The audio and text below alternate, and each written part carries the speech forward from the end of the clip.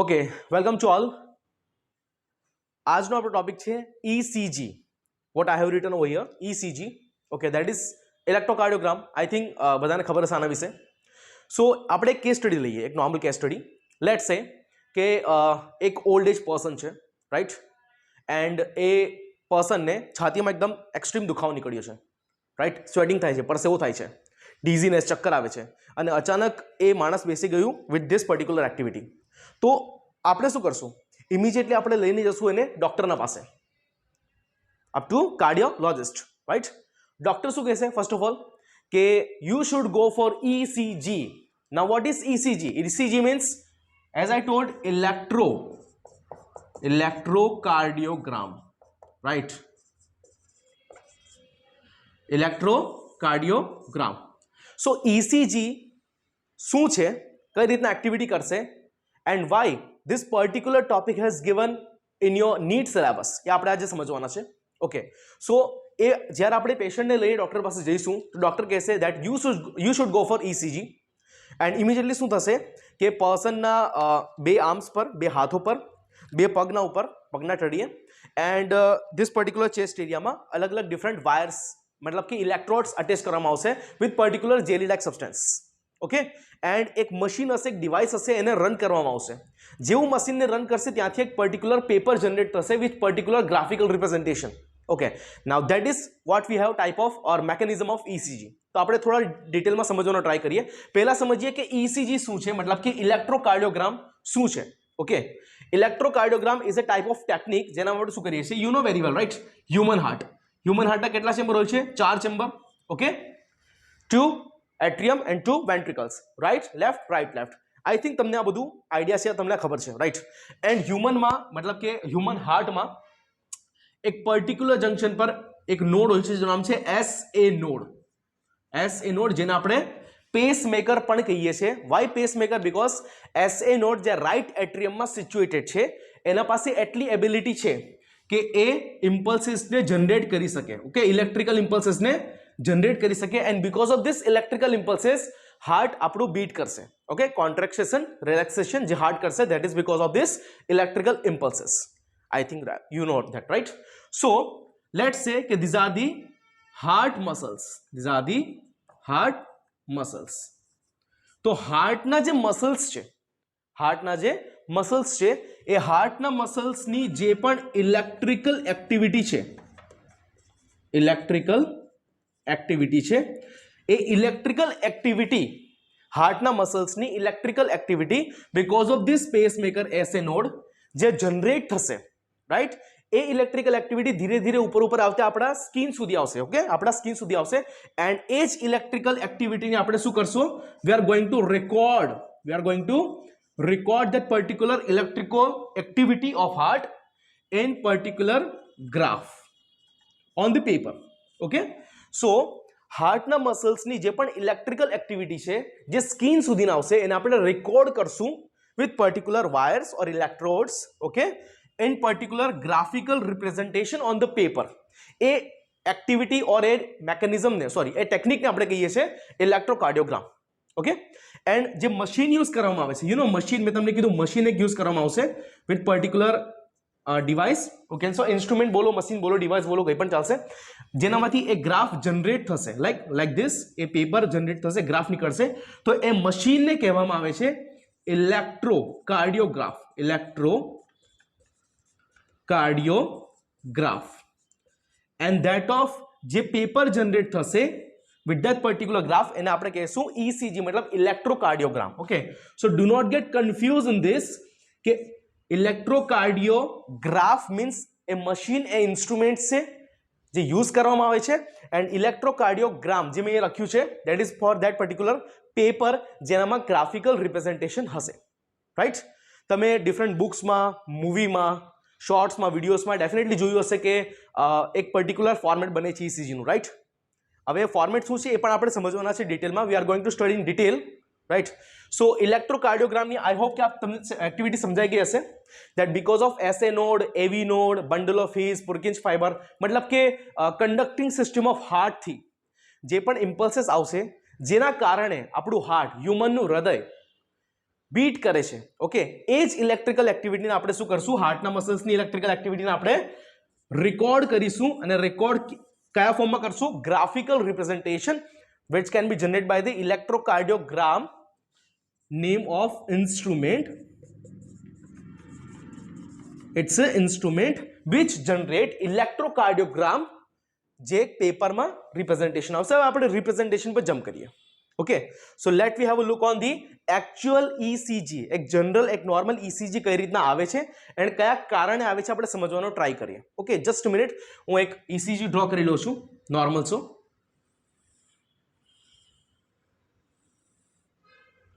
થોડું ઘણું fluctuation I think હશે, બટ આઈ હોપ કે યુ અન્ડરસ્ટેન્ડ.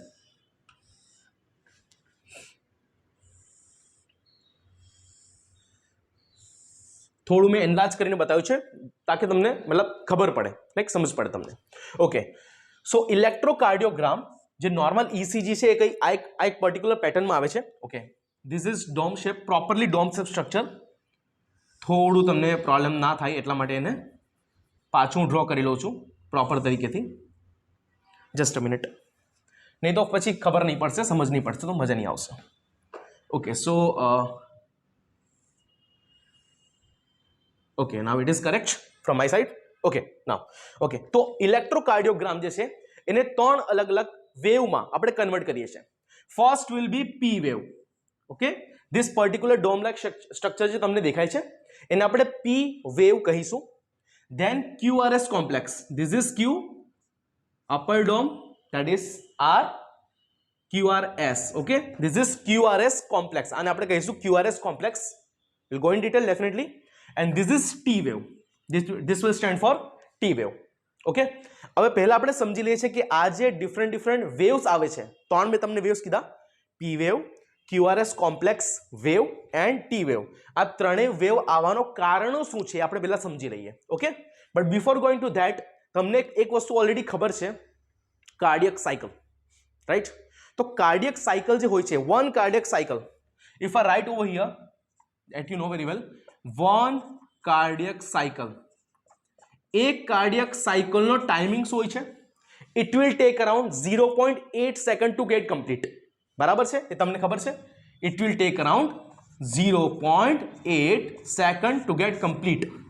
એન્ડ આ જ કાર્ડિયક સાયકલને આપણે કમ્બાઇન કરવાની છે, કમ્પાઇલ કરવાની છે with its ECG pattern, electrocardiogram pattern. Okay, so let we have a look. પહેલા આપણે એને સ્ટાર્ટ કરશું વિથ ધીસ પર્ટિક્યુલર મેનર.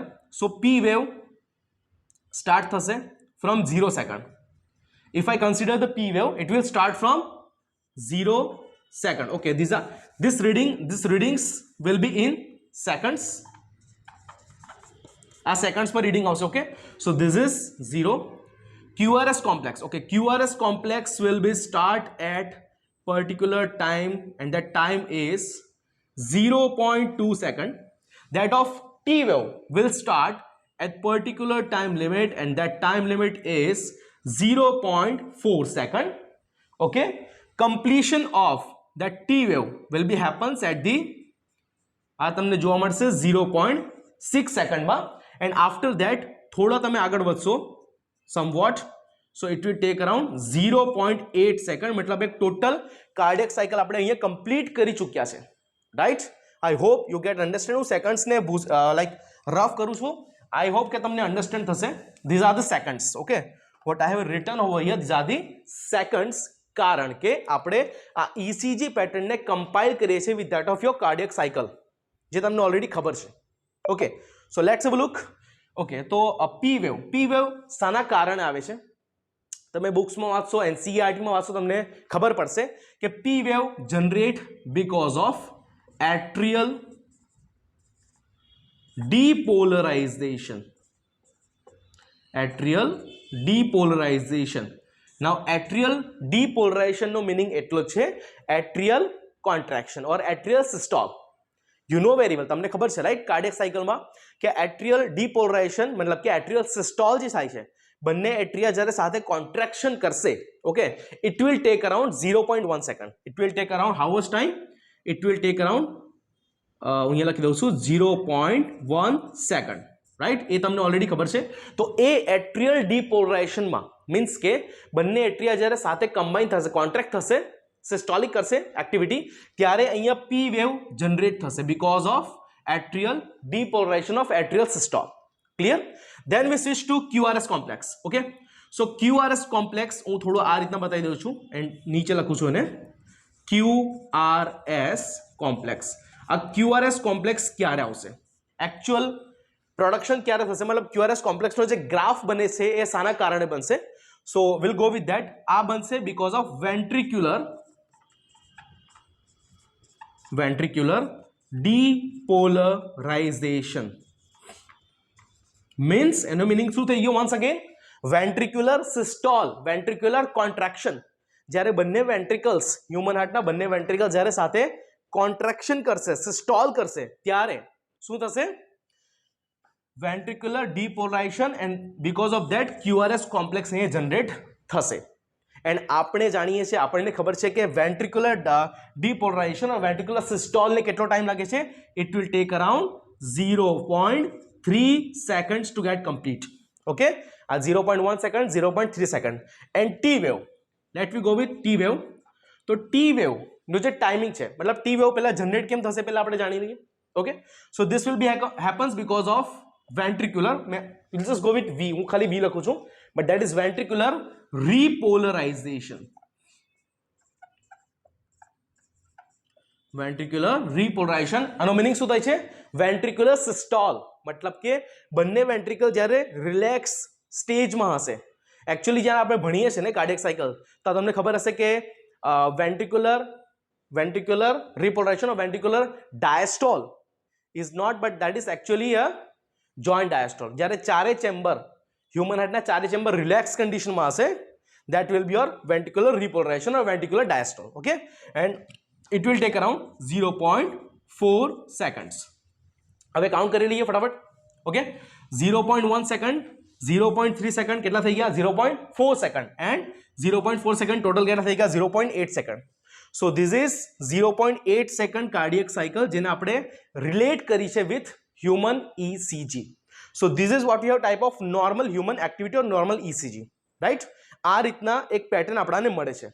હવે આ પેટર્ન મળ્યા પછી ડોક્ટર એને કંઈક રીડિંગ કરશે, ઓકે, એનાલિસિસ કરશે, જોશે ગ્રાફની પેટર્ન શું છે, કઈ રીતના આવ્યો છે. ઓકે, આની જે ઇન્ટેન્સિટી છે, પી વેવને કેટલો ડોમ લાઇક સ્ટ્રક્ચર કેટલો વધારે છે, કેટલો નાનો છે, QRS કોમ્પ્લેક્સની પેટર્ન બરાબર છે કે નહીં, આર વધારે ઉપર તો નથી, એસ વધારે નીચે તો નથી, રાઈટ? ટીનો જે ડોમ બન્યો છે એ વધારે ફ્લેટ કે વધારે ડોમ તો નથી. એ બધી વસ્તુને અલોંગ વિથ ઇન્ટરવલ કે પી અને આરનું ડિસ્ટન્સ કેટલું છે, રાઈટ? એસ અને ટીનું ડિસ્ટન્સ કેટલું છે, ક્યુ અને આર શું ઇલોંગેટ છે કે નહીં, એ બધી વસ્તુ ડોક્ટર એનાલિસિસ કરશે properly. And after that particular analysis doctor કહેશે that with which disease that particular patient is suffering from, કે એ પેશન્ટને કયો ડિસીઝ, કઈ બીમારી થઈ છે હાર્ટના રિગાર્ડિંગ, રાઈટ? એ બધી વસ્તુને પ્રોપર એનાલિસિસ કરશે એક ડોક્ટર એન્ડ તમને કહેશે. તો હું શોર્ટ એન્ડ સ્વીટલી તમને ફટાફટથી એકવાર કહી દઉં છું કે આમાં લાઈક આ પર્ટિક્યુલર પેટર્નમાં કઈ રીતે આપણે સમજી શકીએ. Okay, if suppose if we go with PR interval, okay, આપણે let's say હું લઈ લઉં PR interval.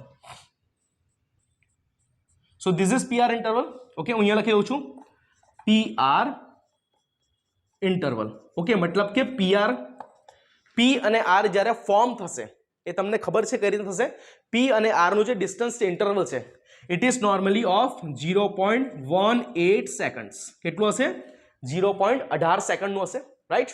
If we go with QRS complex, if suppose હું QRS complex લઈ છું કે QRS જે કોમ્પ્લેક્સ છે એ કેટલા ટાઈમમાં બનવું જોઈએ? નોર્મલનો ટાઈમિંગ શું છે? 0.08 seconds. Okay, these are the approx value, not fixed value, કેમ કે ઇન્સ્ટ્રુમેન્ટ ટુ ઇન્સ્ટ્રુમેન્ટ આ વેલ્યુઝ થોડી ઘણી વેરી કરશે. Okay, so if I go with, for example, if I go with QT, if suppose હું QT interval લઉં છું, okay, મતલબ કે Q અને T ના વચ્ચે કેટલા સેકન્ડ્સ લાગશે ફોર્મ થવા માટે, પ્રોડક્શન માટે?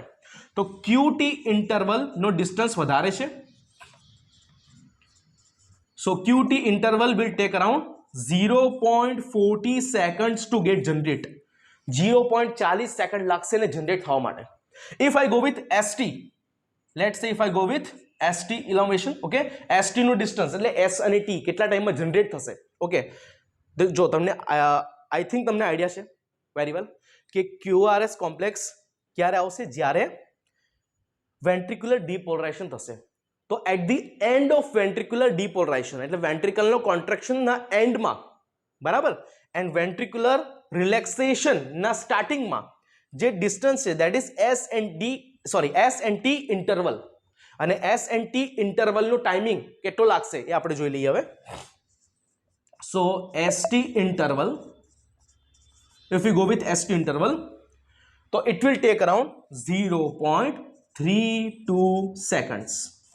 ઓકે, હું થોડું હિન્દીમાં પણ एक्सप्लेन કરી लूँ કેમ કે हिंदी ना स्टूडेंट ने खबर पड़े. ओके, सो ये हमारा हार्ट है, मैंने जस्ट बता दिया ऑलरेडी आपको, राइट, कि ये हार्ट है, 4 चैम्बर होते हैं. अब हमारे हार्ट में क्या होगा कि इलेक्ट्रिकल एक्टिविटी होती है because of conducting system generated by S node, pacemaker, पता ही है ना. अब उससे क्या होगा, हार्ट के मसल्स पे इलेक्ट्रिकल एक्टिविटी होगी और उसी को हम लोग रिकॉर्ड कर रहे हैं. ठीक है, क्योंकि वो इलेक्ट्रिकल एक्टिविटी हमारी स्किन तक आ रही है तो हम लोग क्या कर रहे हैं, उसको रिकॉर्ड कर रहे हैं. कैसे रिकॉर्ड कर रहे हैं? एक इंस्ट्रूमेंट होता है जिसका नाम है इलेक्ट्रोकार्डियोग्राफ.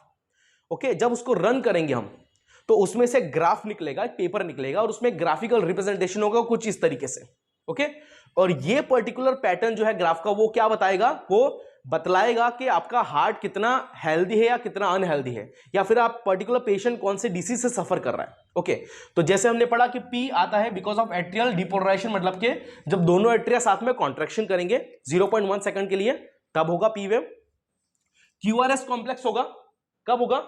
जब वेंट्रिकुलर डिपोलराइजेशन होगा मतलब के वेंट्रिकल्स दोनों जब साथ में कॉन्ट्रैक्शन करेंगे तब जाके हमें क्या मिलेगा? QRS कॉम्प्लेक्स मिलेगा. टी वेव कब आएगा? जब वेंट्रिकुलर रिपोलराइजेशन होगा, मतलब दोनों वेंट्रिकल्स रिलैक्स रहेंगे. एक्चुअली देखें तो चारों चैम्बर रिलैक्स रहेंगे, जॉइंट डायस्टोल, पता ही है ना, तो वो 0.4 सेकंड के लिए आता है. तो इस तरीके से मैंने ग्राफिकल रिप्रेजेंटेशन यहां पे दिखा दिया, बता दिया. ठीक है, अब मैंने क्या कर लिया, सबका मैंने डिस्टेंस बता दिया. जैसे PR का इंटरवल का डिस्टेंस कितने सेकंड में आएगा, QRS कॉम्प्लेक्स कितने सेकंड में फॉर्म होगा. ठीक है, ST का डिस्टेंस कितना है, QT का डिस्टेंस कितना है इन टाइम. तो यहां पे मैंने पूरा लिखा हुआ है, आप लोग देख सकते हो. तो ये इंटरवल्स थोड़े बहुत वेरी कर सकते हैं. ओके, थोड़ा बहुत इसमें फ्लक्चुएशन आएगा according to the you can say company कौन सी इंस्ट्रूमेंट बना रही है, किस तरीके से उनके स्टैंडर्डाइजेशन उसमें वो वेरी करेगा. ओके, तो ये हमने क्यों समझा, ये हमने समझा जो यहां पे लिखा हुआ है वो हमने क्यों समझा, टू अंडरस्टैंड कि ह्यूमन की हार्ट की एक्टिविटी कैसी है. जैसे वैसे देखो नीट में NCERT में दिया नहीं है, बट थोड़ा सा नॉलेज के लिए मैं आपको बता सकता हूं ताकि आपको नीट एग्जाम में तो काम में आए लेकिन उसके बाद भी काम में आए. जिसमें क्या रहेगा, इफ सपोज फॉर एग्जांपल अगर मैं बात करूं कि QR इलोंगेशन, ओके, अगर QR जो है वो ज्यादा इलोंगेट हो गया, ज्यादा बड़ा हो गया, या फिर ST इलोंगेशन, S और T में भी डिस्टेंस अगर ज्यादा बढ़ गया तो वो पेशेंट को हार्ट अटैक हो सकता है. क्या हो सकता है? हार्ट अटैक, मतलब कि मायोकार्डियल इंफाक्शन हो सकता है. ठीक है, वंस अगेन अभी मैं गुजराती में थोड़ा सा रिपीट करूंगा कि अगर फॉर एग्जांपल के QR नो डिस्टेंस વધશે, इलोंगेशन વધશે, और ST નો डिस्टेंस વધશે, तो આ જ્યારે डिस्टेंस વધશે तो डेफिनेटली सेकंड से ना एनलार्ज થશે વધશે. तो because of enlargement of QR and because of enlargement of ST segment શું થશે? that patient will suffer from heart attack. એ પેશન્ટને હાર્ટ એટેક હોવાની શક્યતા છે. ઠીક છે, બીજો આપણે લઈએ second. If we go with, so in that condition if you go with PR interval, okay, આપણે PR इंटरवल લઈએ. ओके, PR इंटरवल को समझ लेते हैं. PR इंटरवल अगर इनलार्ज हो गया, PR इंटरवल जो વધી ગયું તો શું થશે? PR इंटरवल જ્યારે વધશે તો એનો મીનિંગ એ છે કે that person may suffer from, that patient may suffer from atherosclerotic disease और रूमेटिक डिसीज. ઠીક છે, એથેરોસ્ક્લેરોસિસ આઈ થિંક તમને ખબર હશે કે હ્યુમન હાર્ટમાં જે આર્ટરી હોય છે, રાઈટ, એ આર્ટરીમાં જ્યારે કોલેસ્ટેરોલ ડિપોઝિટ થઈ જશે, ઇનર વોલ ઓફ આર્ટરીમાં જ્યારે કોલેસ્ટેરોલ ડિપોઝિટ થઈ જશે like this, it can be cholesterol or thrombus or any calcium factor, right, ત્યારે ब्लड ने फ्लो થવા માટે प्रॉपर जगह नहीं मिल से, ब्लड को फ्लो होने के लिए प्रॉपर स्पेस नहीं मिलेगा. ओके, जिससे ब्लड प्रेशर बढ़ेगा और एक टाइम ऐसा आएगा कि अगर बहुत ज्यादा कोलेस्ट्रॉल फुलफिल हो गया, इफ सपोज के टोटल कोलेस्ट्रॉल एक आर्टरी ने ब्लॉक कर दी थी, so it will cause atherosclerotic heart disease and it will cause heart attack. Okay, if suppose के ओके, सो PR इंटरवल इलोंगेट જ્યારે થશે ત્યારે શું થવાનું છે? Definitely it can cause atherosclerotic heart disease. If suppose if you go with condition कि T wave suppress થઈ ગયો, T wave अगर suppress हो गया तो क्या होगा? It may have condition कि जो पेशेंट है, जो पेशेंट है उसके हार्ट के मसल्स तक ऑक्सीजनेटेड ब्लड नहीं पहुंच पा रहा है प्रॉपरली. ओके, सो ऐसे बहुत सारे इंडिकेशन से, ऐसे बहुत सारे रीडिंग से जो डॉक्टर को पता होते हैं, मैंने आपको कुछ बता दिए, जैसे पीआर इंटरवल, क्यूआरएस कॉम्प्लेक्स है ना, क्यूटी और एसटी इलोंगेशन में क्या होगा, टी वेव सप्रेस होने से क्या होगा. तो ऐसे बहुत सारे रीडिंग्स हैं जिसके बेसिस पे डॉक्टर एनालिसिस करते हैं कि एक पेशेंट को क्या क्या कंडीशन हो सकती है. ओके, तो सिर्फ ईसीजी से काम नहीं चलेगा अगर प्रॉपर डायग्नोसिस करना है. खाली ईसीजी ना बेसिस पर डॉक्टर जज नहीं કરી શકે કે પેશન્ટ ને કઈ પ્રોબ્લેમ થઈ છે. હા, એટલું કરી શકશે, इतना कर सकते हैं डॉक्टर કે that patient is suffering from some adverse effect or some improper condition of heart, unhealthy heart, and then you can go for like angiography, angioplasty and all, bypass surgery and all. Okay, so I hope કે તમને આ વસ્તુ ખબર પડી હશે. ECG નો concept શું છે, at least up to NCERT, at least up to NEET आपको पता चला होगा कि ईसीजी का कंसेप्ट क्या है, किस तरीके से हम लोग ईसीजी को पढ़ते हैं, समझते हैं, एनालिसिस करते हैं, और ईसीजी के जो भी अलग अलग डिफरेंट वेव्स है वो किस तरीके से फॉर्म हो रहे हैं. ओके, तो आई होप कि आपको ये समझ में आ गया होगा, एंड आई होप कि गुजराती जो बच्चे हैं उनको भी ये मतलब समझ पड़ी गई होगी, आपको समझ में आ गया होगा मतलब, है ना. सो ठीक है, this is all and all about ECG. Okay, thank you so much.